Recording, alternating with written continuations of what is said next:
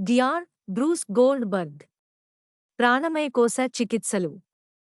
మనం ఏదైనా ఒక అనారోగ్యానికి గురి అయినప్పుడు వెంటనే డాక్టర్లను సంప్రదిస్తాం. వాళ్ళు అనేకానేక పరీక్షలు చేసి ఆ అనారోగ్యానికి వైద్యపరమైన కారణాలను కనుగొంటారు. ఆ కారణాలను అనుసరించి తాము చదువుకున్న వైద్య విధానాలతో వారు మనకు చికిత్సను అందిస్తారు. ఒక్కోసారి అది మామూలు మందులతో నయం కావచ్చు లేదా వికటించనువచ్చు. అది ఒక్కోసారి పెద్ద పెద్ద సర్జరీలతో కూడా నివారింపబడకపోవచ్చు. ఏదేమైనా సమస్య మళ్లీ మొదటికి రావడంతో మనం మరింత కృంగిపోవడం జరగవచ్చు. ఇదంతా కూడా వైద్యులు కంటికి కనబడే భౌతిక శరీరానికి మాత్రమే చికిత్సను అందించడం వల్ల జరిగే కేవలం భౌతిక శరీరాన్ని మాత్రమే ప్రామాణికంగా తీసుకుని చికిత్సను అందిస్తూ భౌతిక శరీరానికి ఆయువుపట్టు అయిన సూక్ష్మ శరీరాన్ని విస్మరించడమే ఇందుకు కారణం. ఇలా కంటికి కనిపించే భౌతిక శరీరంపై ఉన్న రోగం యొక్క మూలాలు కంటికి కనబడని సూక్ష్మ శరీరంలో పాతుకుని ఉంటాయని సాంప్రదాయ వైద్యం చేసే డాక్టర్లకు తెలియదు. కనుక మన సూక్ష్మ శరీరానికి మనమే చికిత్స చేసుకోవాలి. అందుకు మనలోని అంతర్గత వైద్యుడిని మనమే మేల్కొలుపుకోవాలి. మరి దానికి మార్గమే ధ్యానం. ధ్యానంలో కూర్చుని సూక్ష్మ శరీరాన్ని భౌతిక శరీరం నుంచి విడుదల చేసుకుని సూక్ష్మలోకాలలోకి ప్రవేశించాలి.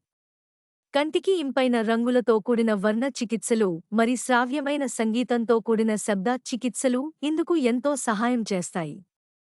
వీటితో పాటు మన శుద్ధ చైతన్యాన్ని కూడా వృద్ధి చేసుకుంటూ ఆత్మ యొక్క ప్రకంపన సామర్థ్యాన్ని పెంచుకోవాలి.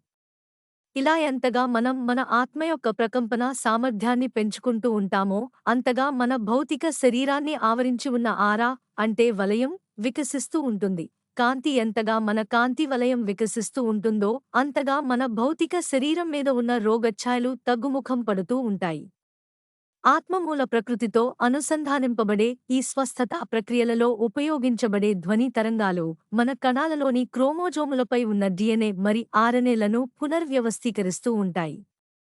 ఇలాంటి పునర్వ్యవస్థీకరింపబడిన ఆర్ఎన్ఏ మరి డిఎన్ఏ వల్లే పరిమితులతో కూడిన మూడవ తలం నుంచి మన ఆత్మ స్వేచ్ఛాతలమైన ఐదవ తలం మరి ఆపై తలాలలోకి తన ప్రయాణం సాగించగలుగుతుంది. ఇవన్నీ కూడా ఆత్మ యొక్క పరిణామ క్రమంలో వివిధ దశలు. ఇటువంటి స్వస్థతా ప్రక్రియలు లేకపోతే ఆత్మ యొక్క అభివృద్ధి అక్కడే ఆగిపోయి సాంప్రదాయ రసాయనిక వైద్యమే సత్యం అనుకుంటూ ఆత్మ తన భౌతిక శరీరంలో బందీగా మిగిలిపోతుంది. తన భౌతిక శరీరాన్ని ఆవరించుకుని ఉన్న సూక్ష్మ శరీరంలోని విద్యుదయస్కాంత క్షేత్రానికి మరి విశ్వంలో ఇంటర్గలాక్టిక్ లైన్స్ కు మధ్య అనుసంధానాన్ని కోల్పోతుంది. ధ్యానం ద్వారా సూక్ష్మ శరీరం తన విద్యుదయస్కాంత క్షేత్రాలను విశ్వంలోని ఇంటర్ గెలాక్టిక్ లైన్స్ తో అనుసంధానిస్తూ రెండింటికీ మధ్య ఒక బలీయమైన గ్రిడ్ ను ఏర్పరుస్తుంది. భౌతిక పరిణామ ప్రక్రియకు అనుగుణంగా విశ్వనియమాలను పాటిస్తూ శక్తి వినిమయం జరుపబడే ఈ గ్రిడ్ యొక్క పరిధికి లోబడే భౌతిక శరీరం యొక్క మౌలిక నిర్వహణకు మూలాధారాలైన అమినో ఆమ్లాలు ఉత్పత్తి అవుతూ ఉంటాయి.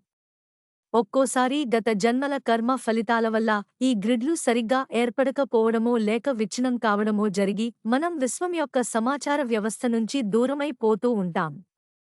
అప్పుడు ధ్యానంతో పాటు ఆక్యుపంక్చర్ వైద్య విధానం ద్వారా కూడా మనం మన సూక్ష్మ శరీరంలోని శక్తి క్షేత్రాలను ఉత్తేజితం చేసుకోవచ్చు.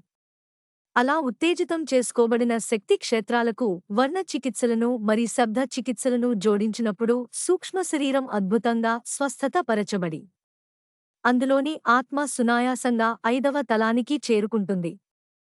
ఇక అక్కడి నుంచి అది తన పరిణామ ప్రక్రియను మరింత వేగవంతం చేసుకుంటూ ఇంకా పై తలాలకు వెళ్ళిపోతుంది. ఆంగ్లమూల సౌజన్యం పాస్ట్ లైవ్స్ ఫ్యూచర్ లైవ్స్.